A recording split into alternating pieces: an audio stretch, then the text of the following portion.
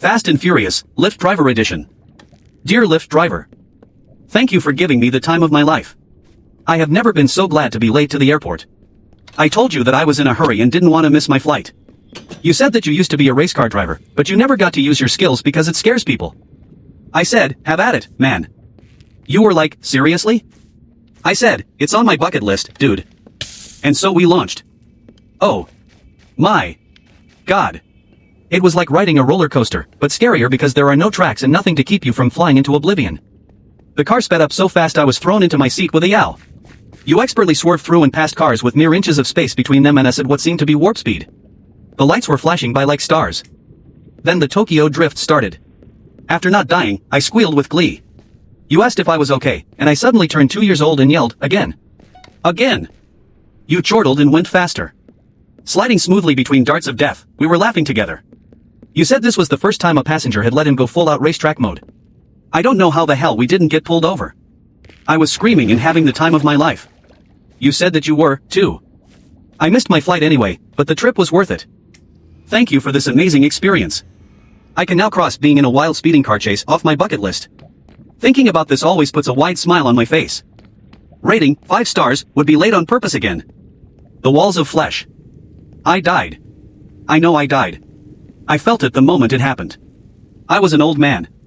I'd lived my life. My children were grown. Grandchildren were grown. And my wife had passed a decade prior.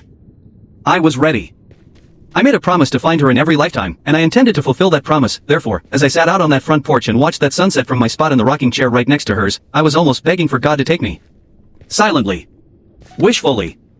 When I felt that pain in my left arm and that tension build in my chest, a tear fell down my cheek, and a smile formed on my face. My vision got darker. And darker. Until it disappeared entirely. I couldn't tell you what it was like after that. Not a dream. Not heaven. Not hell. Just vast nothingness that stretched on for what felt like either a blink of an eye or an eternity. During that time, the one true thing I felt, was peace. And then, the lights came back on. Not physically, of course.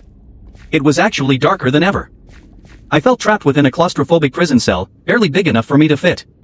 My bare feet and hands, my whole body, rather, rubbed up against what could best be described as exposed flesh. Slimy, wet walls that squelched at my touch. From outside of my new home, I could hear muffled voices. Voices that seemed to rejoice any time I moved. Celebrate me from beyond whatever hell I was in. I'm not sure how long I was trapped there. Days? Weeks? Months? I haven't the slightest clue. My wife never left my mind. She was the one image I held onto throughout the torment. Day after day, the walls shrank little by little. Squeezing me tighter every day. It was absolutely maddening. I'd kick and punch and be greeted with those same cheers. Laughing and celebrating my misery. I couldn't do it. All hope had diminished, and I felt surrender brewing in my bones. That is until, the day I escaped. The walls had become unbearable. I found myself upside down and unable to move. The voices outside had become a roar, and in the midst of the chaos, light filled my room. From the light, 2 massive hands invaded my space, pulling me by my face and shoulders. They tugged me further and further towards freedom, and right at the cusp of daybreak, I could finally make out the words being spoken from beyond the walls. Just breathe, ma'am. Breathe and push as hard as you can. I accidentally pretended to be a stranger's boyfriend for 30 seconds. So this happened yesterday and I still feel secondhand embarrassment thinking about it. I, 22M, was at a crowded cafe, waiting in line. Place was packed, people standing everywhere, typical chaos. In front of me there was this pretty girl arguing with the cashier about some order mix-up. Nothing serious, just slightly tense. Out of nowhere, the guy behind her walks up, stands next to her and in a very casual but possessive tone goes, "What's the issue?" The vibe immediately changed. You could tell she was uncomfortable. For some reason, my brain decided this was my moment to look cool in front of that pretty girl. She looked back at me for like half a second, probably just randomly, and I don't know why but I stepped forward and said, "Yeah, we've been waiting for a while." We. Not she. Not this girl. We. I don't know how I got the confidence. The guy looks at me. Then looks at her. Then back at me. And goes, "You're with her?" At this point I should have corrected it. End of story. But no. For some reason I just nodded. I don't know why. Survival instinct? Hero complex? Pure stupidity? All three? Now I'm standing there next to a complete stranger pretending to be involved in her situation. The girl looks confused for a second, then just goes along with it. She says, "Yeah, we ordered earlier." Now I'm deep in this. The guy's expression changes completely. He goes from casual to slightly aggressive. He steps closer and goes, "Since when? Bro? Since when?